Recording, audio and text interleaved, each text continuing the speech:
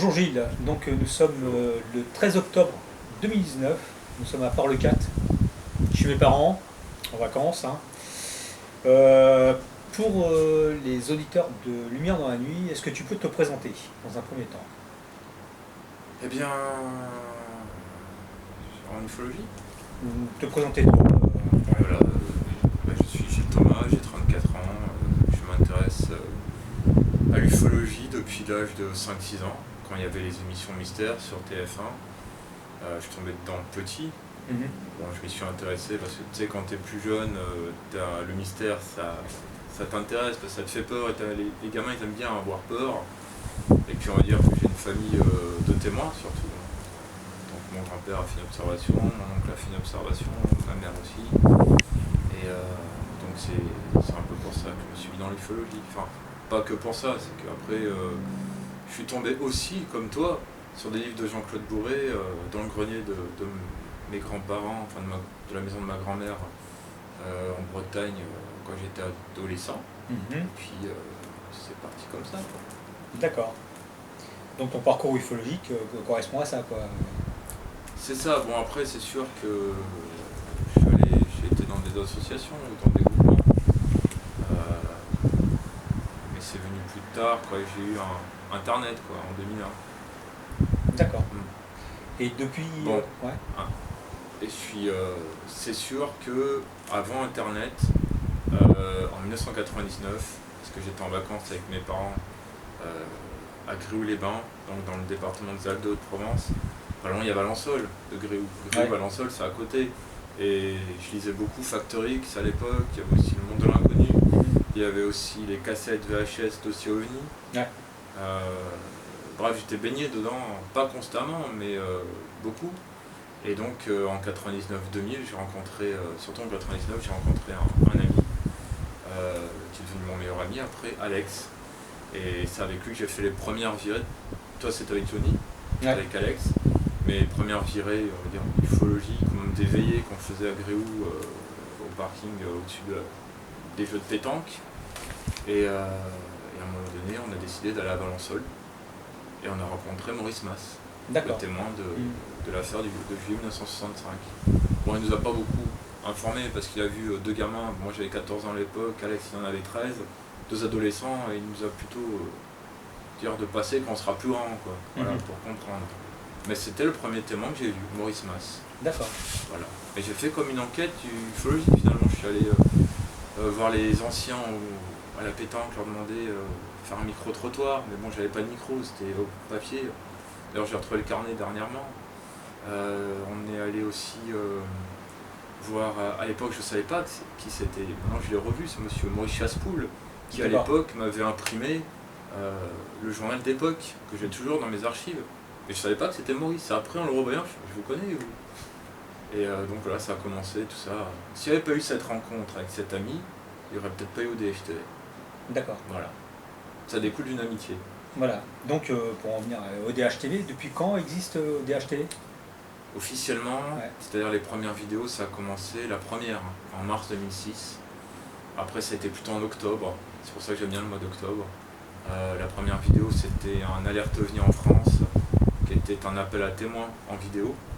Et c'était pour des observations qu'il y avait eu en septembre 2006 du côté de Montpellier. D'accord. Le 20 septembre 2006. Il y avait eu des observations aussi à San Remo, en Italie.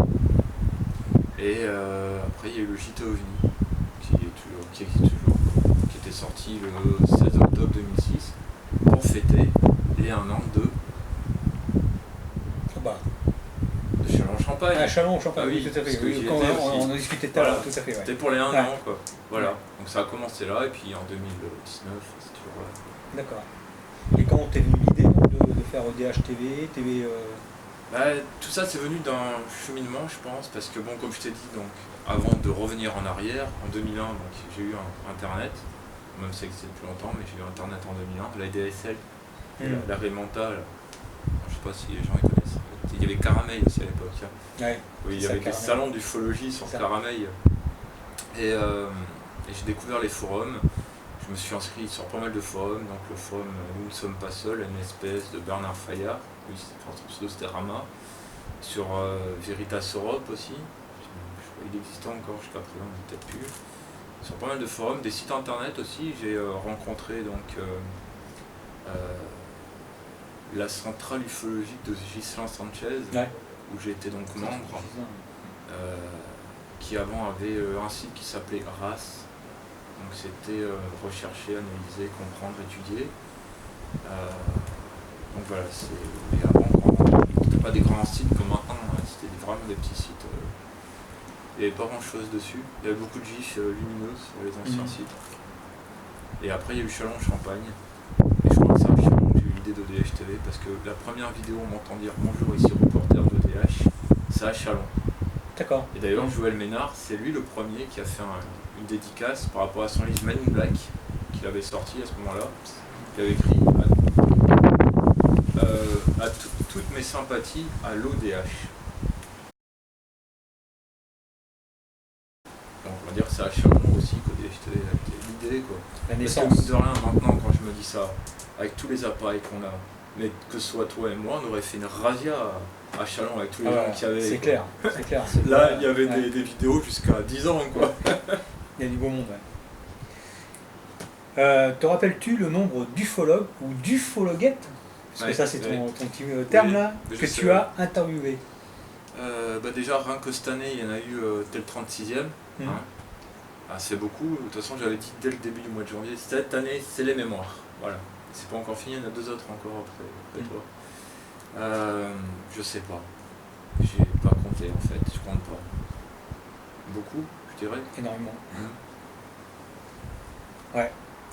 Et par rapport à tout ça, par rapport au nombre d'interviews que tu as effectuées, as-tu des anecdotes de tournage? Il y en a eu beaucoup aussi. Hein. Ouais. Tu parlais des personnes interviewées, je pense que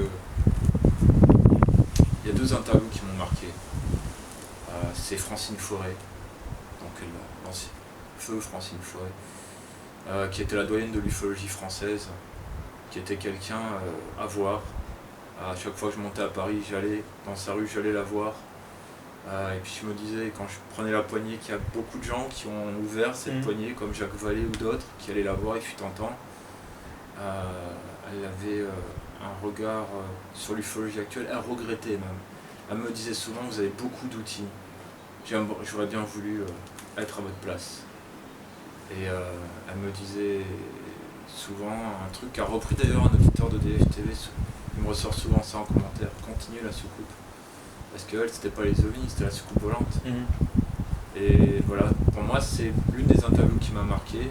Parce que je suis allé la voir aussi quand elle était sur son lit d'hôpital. J'étais allé avec Gilles Durand du Sceau. Gilles Durand, quand il est sorti, il pleurait pas, mais c'était presque. C'était émouvant, quoi. Ouais. C'est la dernière image que j'ai d'elle sur son lit d'hôpital. Et elle nous disait merci. Ça ressemblait un peu à un passage de flambeau quand on regarde bien. C'était curieux finalement. Après, l'autre personne que je garde d'une bonne mémoire, c'est un autre ufologue qui nous a quittés cette année, qui était vraiment un enquêteur veilleur, vraiment un enquêteur de terrain pur. Et le veilleur, c'était Bernard Dupuis, donc d'OVNI Languedoc. Ouais. Et, il nous a quittés en juillet dernier, et ça aussi, ça m'a marqué. Mais ça, on va dire que c'est des anecdotes tristes ou nettes. Hein. Ouais. Toi, tu t'attendais... Ah, des trucs plus gais. Plus gai. Ouais. Bon, là, c'était les personnes qui m'ont beaucoup marqué. Il y a des gens qui sont formidables en ufologie. On oublie que l'ufologie, c'est une passion compliquée. On y met du temps. On perd plus d'argent qu'on en gagne. Et moi, je pense qu'il faut remercier tous ceux qui étaient là avant nous. Parce que sans eux, on ne serait pas là. C'est clair. Est-ce que tu veux que je te donne une anecdote plus amusante? Je sais pas. Éventuellement, ouais. Un truc qui sort un peu de l'ordinaire. Tous les anecdotes de tournage où ça sort de l'ordinaire, c'est avec l'illustre Rami Fauchereau, que j'apprécie beaucoup, qui est devenu un grand ami même. Lui, il y a souvent des anecdotes, on est souvent dans des... Bon, il nous arrivait des choses cocasses, hein. On a failli y passer aussi, bon, parce que l'ufologie c'est dangereux des fois. Hein. Mais je pense que les tournages avec Rémi, c'est mémorable. C'est pas pour rien qu'il est dans le bêtisier. Ouais. T'es dedans, c'est trop tard. Comme d'autres. Comme toi aussi, hein, tout à l'heure. Hein. Ok. Peux-tu me dire les événements ufologiques qui t'ont marqué quel événement ufologique t'a plus marqué que Bah, c'est Chalon, déjà. Ouais. Je parle en termes en d'organisation. termes d'organisation, Voilà. ouais. C'est Et en- Chalon en Champagne, c'était. Bah, ça, c'est une bonne anecdote, mais c'était Mm. avant ODH. Parce que bon, je réside donc à Perpignan, je l'ai pas dit tout à l'heure dans la présentation, excusez-moi. Je fais les mêmes hors d'ufologie, mais des fois j'ai tendance à perdre la mienne. Mm. Et Chalon, c'était mythique, mais je pense que pour beaucoup qui ont connu Chalon,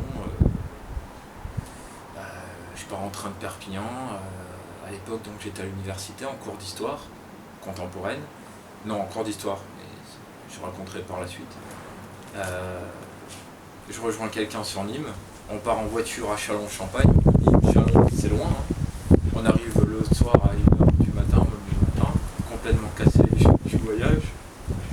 Mais c'était énorme, quoi. C'était une aventure. Après, le retour aussi était une aventure. Alors, on a dormi je sais pas où d'ailleurs. On est allé dans un endroit assez sombre. Je me rappellerai, il y a une croix, une vieille croix. C'était vraiment le coin pour se faire abducter, quoi, tu vois. Ouais. J'ai pas dormi en fait, je flippais quoi. Et donc on est revenu et donc j'ai raté un jour de cours. Parce qu'il y avait un TD et au TD il faut que tu sois là. Je me rappelais toujours l'excuse que j'ai dit au prof d'histoire. J'étais à un endroit où on parle de l'histoire du futur. Parce que je voulais pas dire que j'étais à ufologie parce que c'était mal vu. Hein.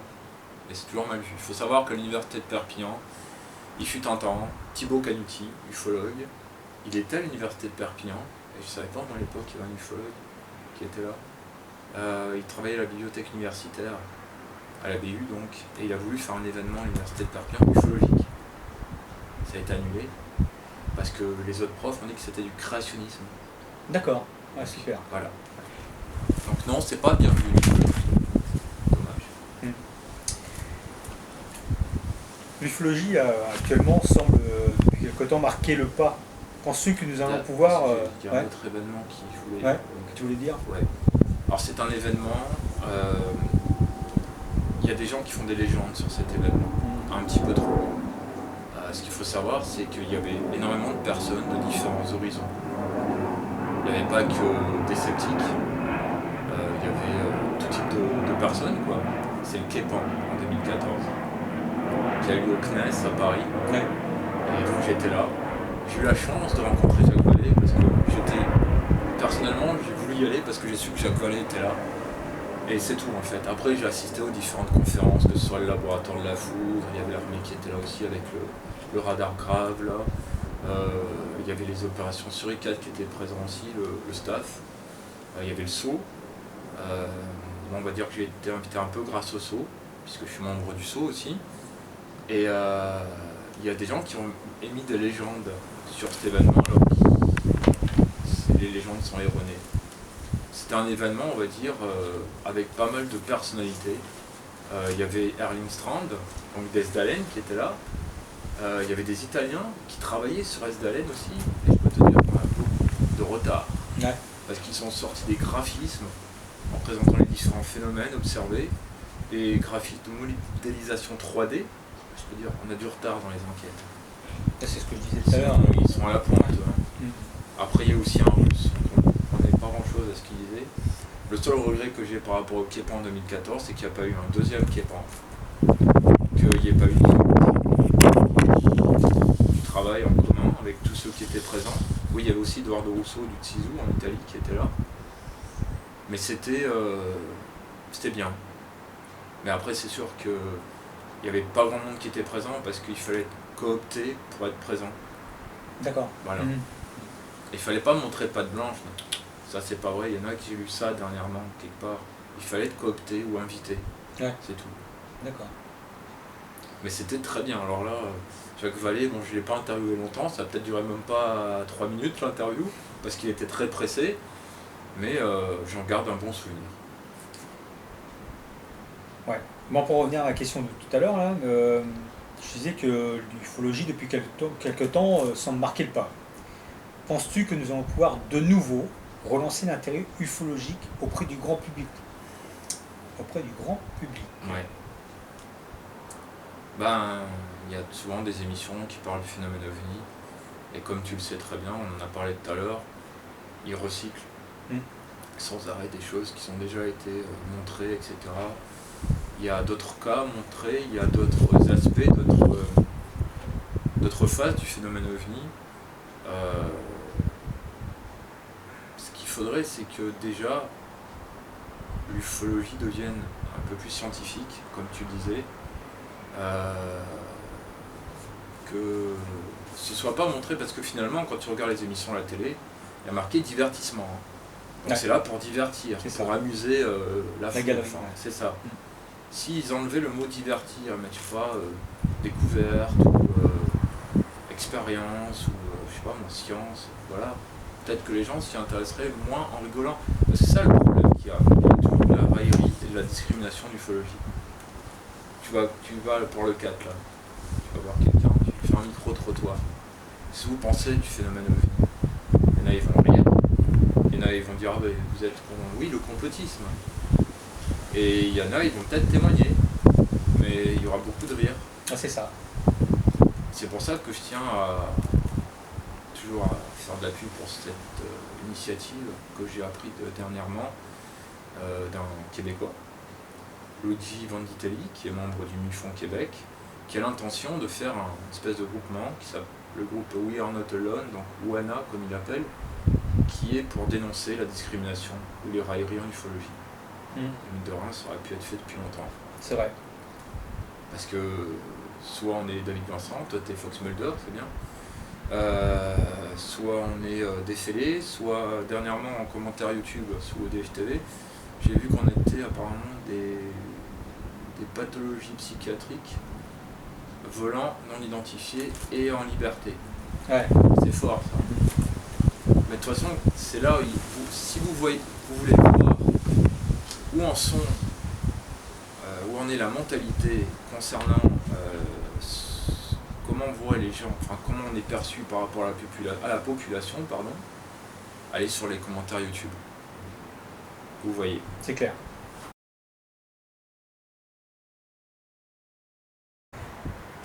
Ma petite question, à travers tes vidéos, tu sembles avoir des liens très forts avec Rémi. Peux-tu nous dire depuis quand vous travaillez ensemble? Alors, Rémi, la première fois que... Alors, apparemment, il regarde ODFTV depuis le début, c'est bien. Donc, c'est un ODF Note. Rémi, la première fois qu'il est passé sur ODFTV, c'était au cours d'une soirée d'ufologie, qui avait été enregistrée d'ailleurs à Sevran, en 93, chez un ami veilleur et ufologue, qui a arrêté depuis. Pas ufologue, juste veilleur, pardon. Il était membre aussi de l'association Race OVNI, donc après la centrale ufologique. Et donc c'était en juillet 2011. Et donc je l'avais interviewé par rapport aux OVNI dans Lyon, par Skype. Puis après, comme il est membre du SAU, je l'ai revu en 2012 au cours d'une AG du SAU, c'était la première que je voyais. Et puis en 2013, comme j'ai adhéré au SAU, et que j'ai aussi signé mon contrat d'archive, parce qu'en fait j'ai eu un événement de santé en 2012, j'ai eu un pneumothorax, et ça m'a fait comprendre que la vie tenait à un fil, à rien du tout. Ah, c'est ça. Et c'est à partir de ce moment-là que j'ai décidé de signer mon contrat pour mes archives au SAU. Donc si jamais il m'arrive quoi que ce soit, toutes mes archives vont au SAU. Comme ça je sais qu'il y a quelqu'un qui les a. Et ça part pas à la poubelle ou autre. Ouais. Surtout qu'il y en a entre les livres, même les LDLN, les anciens LDLN que j'ai. Ou les nouveaux même, que tu m'envoies. Je te remercie. Voilà, donc je l'ai vu en 2012. Et donc je disais qu'en 2013, voilà, je suis allé chez lui. Je l'ai interviewé. Et j'aime bien revoir cette interview parce qu'il me vous voit et je le vous vois. Maintenant c'est plus ça. Quoi. Ouais, maintenant c'est fini. Ouais. Maintenant c'est des blagounettes. Ouais, puis c'est quelqu'un c'est un ufologue de terrain. Comme le disait si bien quelqu'un que j'ai interviewé, que j'ai diffusé dernièrement, Gina Desmarais, qui est aussi une ufologuette, comme tu dis, ou comme je dis. Il en faudrait dans chaque département des Rémi Fauchereau, parce que j'ai participé à ces campagnes d'affichage d'appel à témoins partout dans son département. Il n'y a pas ça ailleurs. En fait, si c'est ça, il faudrait le cloner. Ouais. Il faudrait qu'il y ait des Rémi partout. Et puis maintenant, Rémi c'est devenu un coéquipier dans l'équipe de DFTV, où en fait, je le dis aussi, hein, dans l'équipe de DFTV, tout le monde a sa petite théorie de différents courants. de différents milieux, mais on s'en fout. On fait juste des vidéos et puis on informe. Et Rémi est devenu animateur. Des fois, il se targue d'être le co-directeur de DFTV. Moi, ça me dérange pas, parce que tous ceux qui sont en colère après ODH, ils vont le voir. Mais comme lui au téléphone, il te fera toujours. Des fois, on se demande même s'il écoute. Ouais.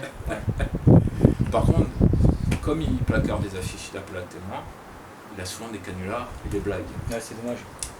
Et d'ailleurs, dernièrement, dans une vidéo, on a parlé d'une blague qu'il a reçue. Non, pas une blague, un canular bien ficelé. C'était voulu. Soit c'était un test d'une autre asso, ça arrive des fois. Soit c'était vraiment pour faire un gros canular ou une étude aussi, socio-psycho sur un ufologue. Alors quand tu vois l'entité observée, c'est un mix entre un satyre, Predator et Alien, le dessin. Ça a été vu en pleine nuit, lune noire. T'as des détails que tu peux pas voir. Ouais, Donc, il y a eu une enquête là-dessus. Dès qu'il y a eu l'enquête, les Facebook des témoins supprimés, tout a été supprimé. Le problème, c'est que les canulars, c'est peut-être marrant pour les gens qui en font, mais c'est une perte de temps pour les enquêteurs. C'est ça. Parce qu'on a autre chose à faire. Et donc Rémi, pour moi, c'est un ufologue en or. Et c'est un très grand thème. C'est une bonne chose. Au moins. Ouais. Pour faire suite à ça, tu travailles souvent seul dans tes vidéos. C'est un choix ou pas? Pour la présentation, Ouais, pour tout. concernant les montages, c'est sûr, ça prend énormément d'heures. Beaucoup. Ça fatigue. On peut dire que c'est un choix pour le moment, mais c'est pour ça que même Rémi, des fois, j'incite à présenter les vidéos pour qu'il n'y ait pas que moi. Non, c'est un choix pour le moment, mais j'aimerais que les autres coéquipiers de l'équipe se mettent plus en avant. Parce que je suis pas éternel non plus. Ouais. Voilà, si j'ai répondu à ta question. À ce jour, alors ça fait suite à ce qu'on disait tout à l'heure, je n'ai à ma connaissance vu aucun article écrit par toi, d'accord? Pourquoi? Et si tu envisages d'en écrire un, sur quel sujet ou quel sujet, avec un S, aurais-tu écrire? Alors j'ai écrit des articles, j'en ai écrit un dans Ufomania, le dernier. Ouais. C'était ma vision de l'ufologie du futur, qui était comme toi, pessimiste. Parce que, bon, avec le temps, je suis aussi pessimiste quant à l'avenir de l'ufologie de terrain. J'ai écrit un article là, j'ai écrit aussi dans le livre de Rémi, dans La Possoisse, qui a été coécrit avec Gilles Durand. Et j'ai écrit aussi, j'ai fait une nouvelle, c'est comme ça qu'il veut qu'on dise, dans le nouveau livre de Sylvain Matisse, sur les ONI. Ouais. Mais on va dire que tout ça dépend de quelque chose physique. C'est que, comme tu sais, j'ai une sclérose en plaques et que souvent, quand je tape, je sens pas mes doigts. Donc pour écrire, c'est chiant.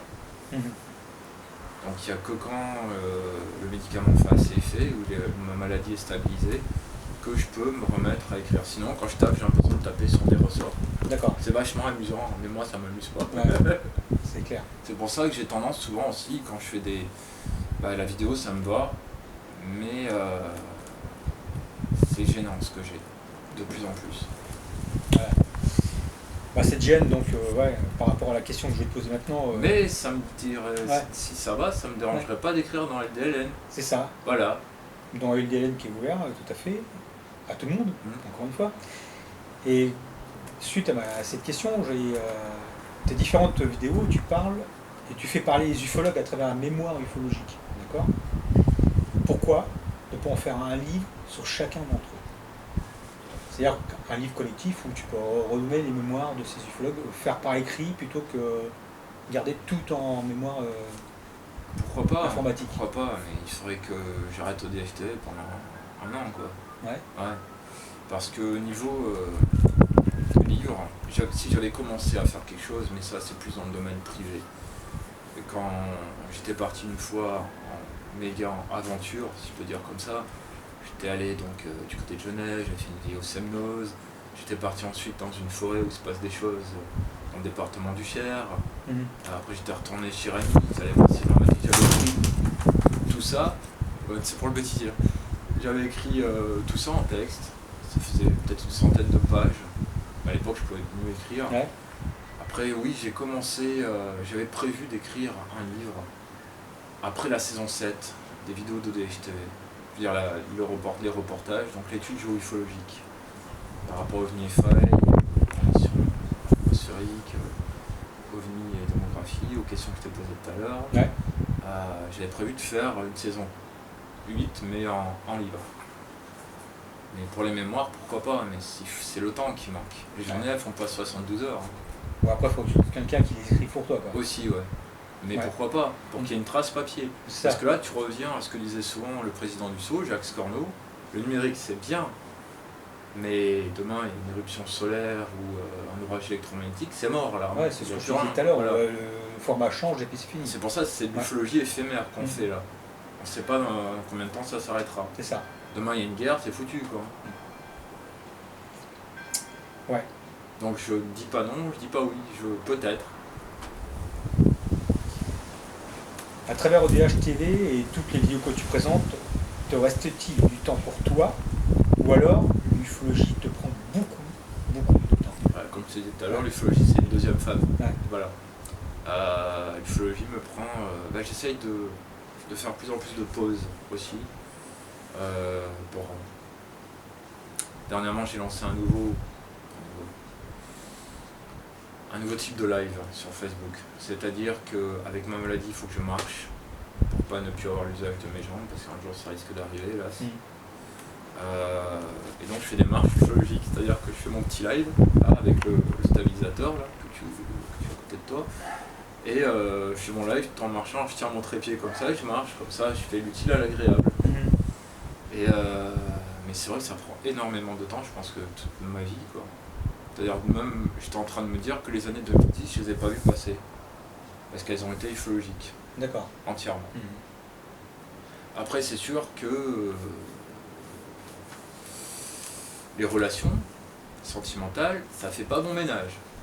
C'est-à-dire qu'à un moment donné, la copine ou autre va te dire bon écoute t'es bien gentil mais bon j'en ai marre que tu partes en veille avec tes copains un peu cinglés là. Voilà, il faut que tu arrêtes quoi. C'est soit moi, soit l'ufologie. J'ai souvent eu ce dilemme. J'ai choisi l'ufologie.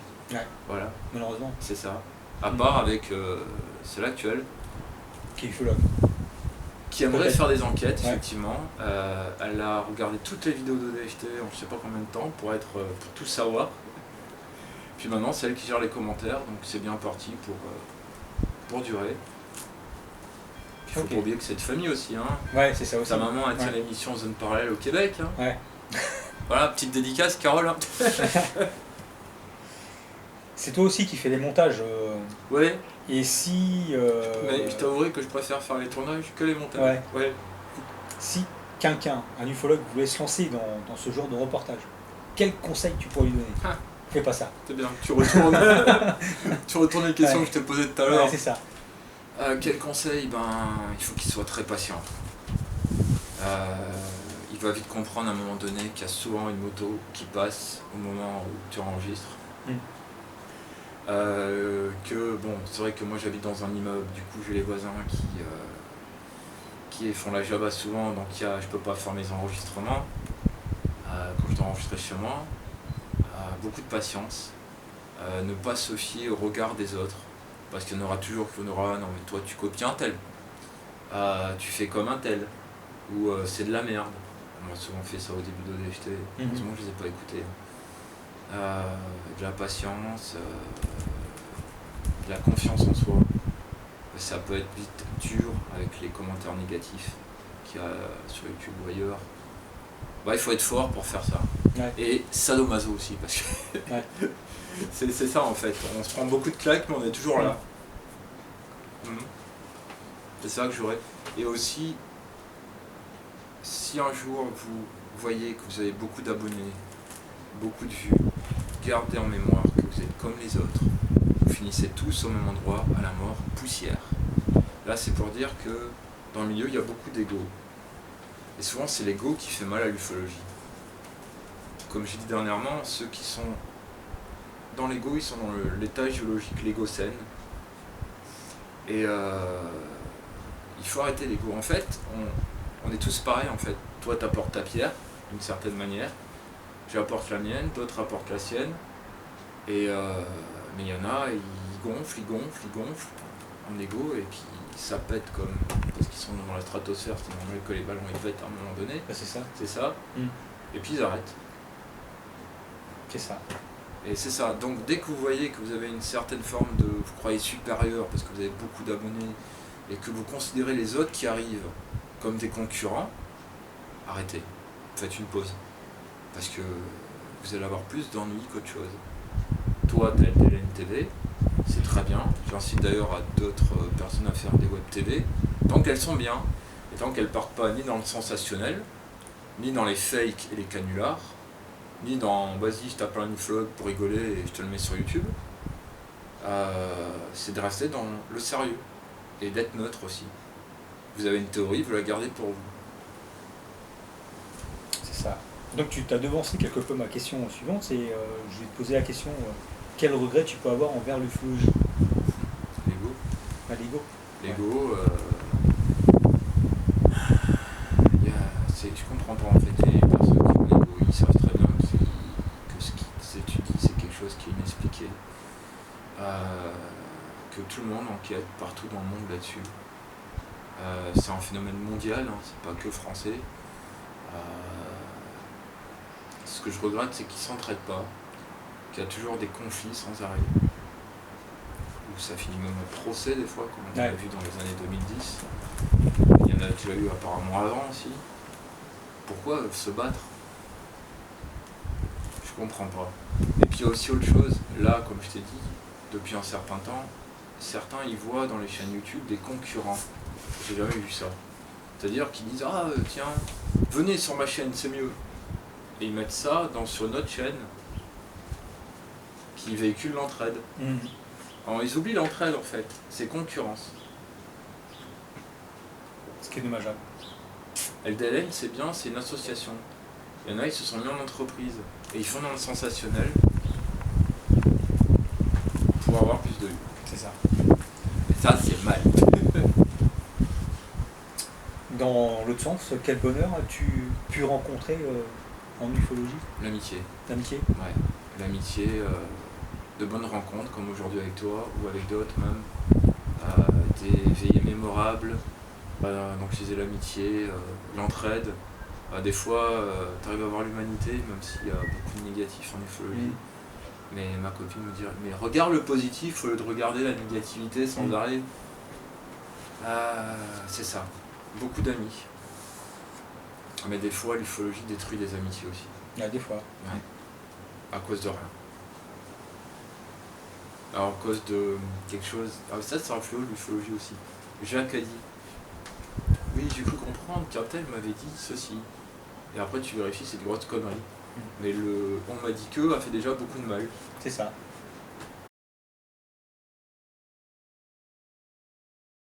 Quel est l'avenir de ODH TV et les projets futurs que tu peux avoir?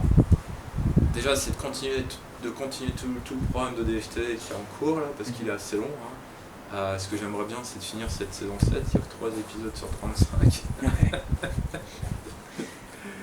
C'est toujours les mémoires de l'ufologie, bien sûr, hein, continuer à interviewer les uns les autres, de faire un peu comme toi, de montrer des associations. Mais je repense, il faudrait peut-être faire un plus grand partenariat avec LDLN aussi. Et un projet, là, depuis quelques temps, je pense beaucoup à 2021 pour les 15 ans d'ODH TV. Et il y a un reportage qui est en tournage depuis Belle Lurette sur l'arrière des corps d'ODH pour montrer aux gens comment c'est.